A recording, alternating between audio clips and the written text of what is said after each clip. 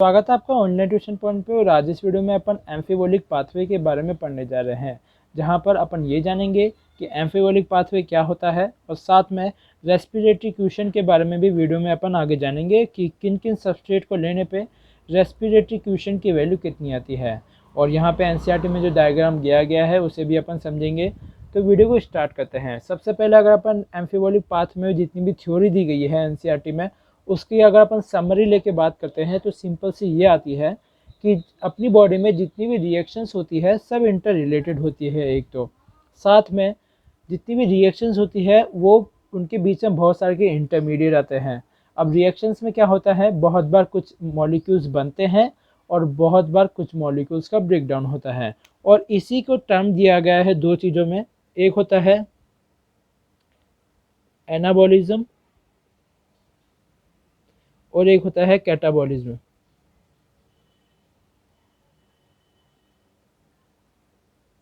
अगर अपन एनाबॉलिज्म की बात करते हैं तो इसका मीनिंग होता है सिंथेसिस।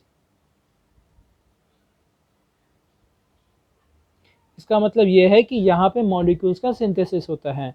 वहीं पे अगर अपन कैटाबॉलिज्म की बात करते हैं तो यहाँ पे होता है ब्रेकडाउन। और ये जो अपना रेस्पिरेटरी पाथवे होता है, इसी यही यही अपना रेस्पिरेटरी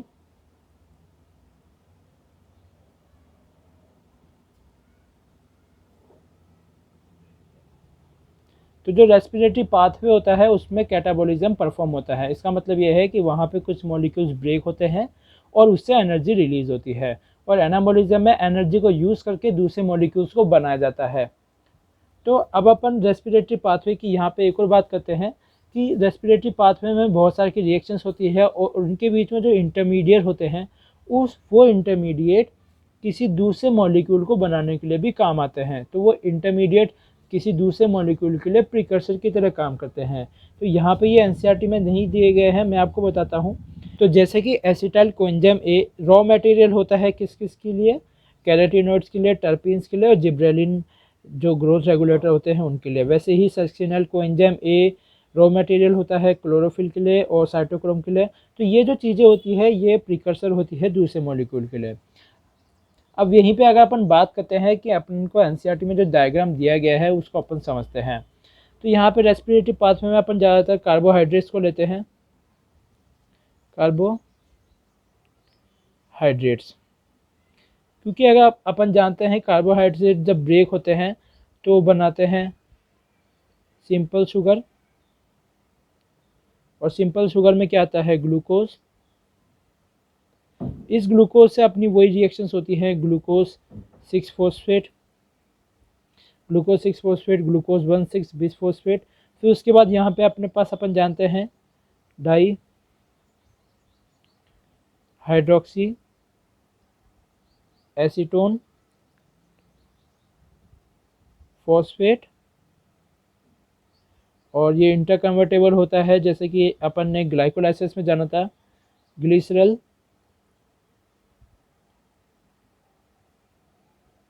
एल्डी हाइड 3 फॉस्फेट। अब आप ये सोच रहे होंगे कि अपन ये सारे रिएक्शन ग्लाइकोलाइसिस की कुछ कुछ स्टेप्स को यहाँ पे क्यों लिख रहे हैं। तो यहाँ पे इनका लिखना ज़रूरी है क्योंकि अब इसके आगे मैंने 2 एरो लगाया, मतलब बहुत सी रिएक्शन के बाद यहाँ पे आता है पायरुविक एसिड,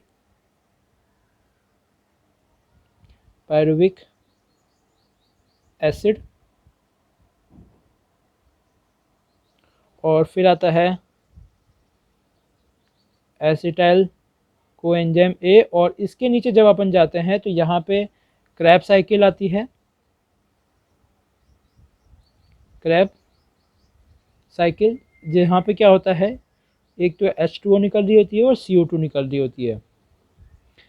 ठीक है, ये तो आ गया अपना कार्बोहाइड्रेट जो अपन कॉमनली रेस्पिरेटरी पाथवे के लिए लेते हैं।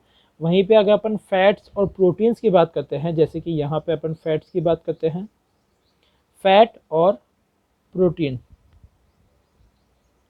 तो अपन जानते हैं रेस्पिरेशन में सिर्फ कार्बोहाइड्रेट ही यूज नहीं होते हैं, बहुत बार फैट और प्रोटीन भी रेस्पिरेशन में काम आते हैं। तो ये कैसे काम आते हैं, यहाँ पे क्या होता है, फैट टूटता है, फैटी एसिड्स और ग्लिसरॉल में।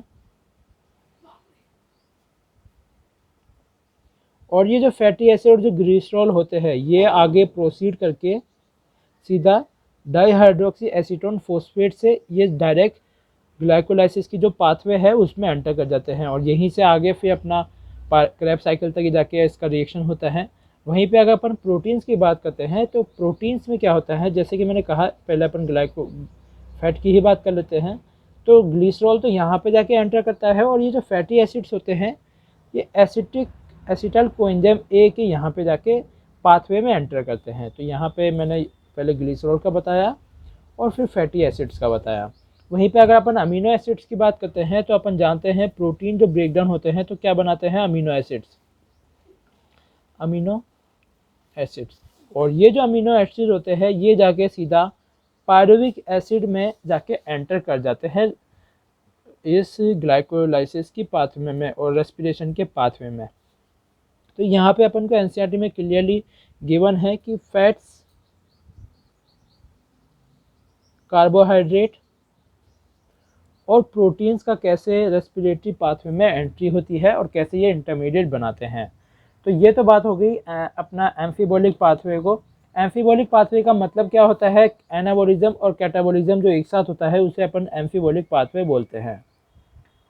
तो यहीं पे अगर अपन रेस्पिरेटरी क्वेश्चन की बात करते हैं तो रेस्पिरेटरी क्वेश्चन का मतलब होता है, अपन जानते हैं एरोबिक रेस्पिरेशन में ऑक्सीजन का तो कंजप्शन होता है और CO2 का रिलीज होता है, CO2 रिलीज होती है। तो रेस्पिरेटरी क्वेश्चन का जो फॉर्मूला आता है वो आता है वॉल्यूम ऑफ CO2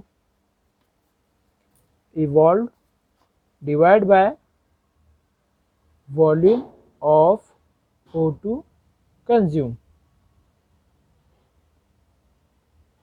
तो ये रेस्पिरेटरी क्वेश्चन का फॉर्मूला आता है। अगर अपन रेस्पिरेटरी क्वेश्चन में ही बात करते हैं कार्बोहाइड्रेट की, जब कार्बोहाइड्रेट को रेस्पिरेशन में यूज़ किया जाता है तो इसका जो RQ आता है रेस्पिरेटरी क्वेश्चन वो आता है 1, क्योंकि अपन जानते हैं ग्लूकोज में जब उसका रेस्पिरेशन होता है तो 6 CO2 निकलती है और 6 ऑक्सीजन यूज होती है, इसलिए उसका रेशियो 1 आता है। वहीं पे अगर अपन फैट्स की बात करते हैं तो फैट्स का जो RQ आता है वो आता है लेस देन 1। इसका रीज़न ये होता है, इसका जो रेशियो आता है वो लेस देन 1 आता है क्योंकि यहाँ पे जो O2 कंज्यूम हो रही है वो ज़्यादा है जबकि CO2 जो रिलीज़ हो रही है वो कम है, इसलिए इसका रेशियो लेस देन 1 आता है। यहीं पे अगर अपन एक कॉम्पिटिटिव लेवल की बात करते हैं जो कॉम्पिटिटिव एग्जाम्स में ज़्यादातर पूछा जाता है तो ट्राईपाल्मेटिन का जब भी रेस्पिरेटरी क्वेश्चन पूछा जाता है, ट्राईपाल्मेटिन को अपन बोलते हैं C51, H98 और O6। तो ये ट्राईपाल्मेटिन है। इसका जब अपन रेस्पिरेटरी क्वेश्चन की बात करते हैं RQ की तो वहाँ पे निकल कर आता है RQ 0.7। और वहीं पे जब अपन लास्ट में अब अगर प्रोटीन्स की बात करें तो प्रोटीन्स में जो RQ आता है वो आता है 0.9। तो यहाँ पे याद ये रखना, कार्बोहाइड्रेट में हमेशा 1 आएगा, फैट्स में हमेशा लेस देन 1 आता है, लेकिन ट्राईपाल्मेटिन के लिए 7 आता है 0.7 और प्रोटीन्स के लिए 0.9 आता है। अब अगर अपन एक कंसेप्चुअल बात करते हैं जो बच्चों को घुमाने के लिए पूछी जाती है, अगर अपन एनारोबिक की बात करें, एनारोबिक रेस्पिरेशन में क्या होगा, एनारोबिक रेस्पिरेशन में रेस्पिरेटरी क्वेश्चन की वैल्यू क्या होगी, तो इसको अपन एक एग्जांपल की मदद से समझ लेते हैं। जैसे कि मान लीजिए 66H12O6 है, यहाँ पे जाइमेज की प्रेजेंस में इसकी रिएक्शन हुई तो क्या बनेगा, 2C2H5OH प्लस 2CO2। तो यहाँ पे अपन ने क्या देखा है, यहाँ पे 2 अल्कोहल बन रहा है और 2 CO2 निकल रही है। इसका अगर अपन रेस्पिरेटरी क्वेश्चन की बात करते हैं तो यहाँ पे क्या होगा, यहाँ पे कितनी CO2 निकल रही है, 2 CO2, लेकिन O2 का कंजप्शन कितना हो रहा है यहाँ पे। तो अगर अपन O2 की कंजप्शन की बात करेंगे तो यहाँ पे 0 O2 का कंजप्शन हो रहा है, क्योंकि यहाँ पे ऑक्सीजन तो यूज़ नहीं हो रही। इसलिए एनारोबिक रेस्पिरेशन में रेस्पिरेटरी क्वोशिएंट की वैल्यू इन्फिनिटी होती है।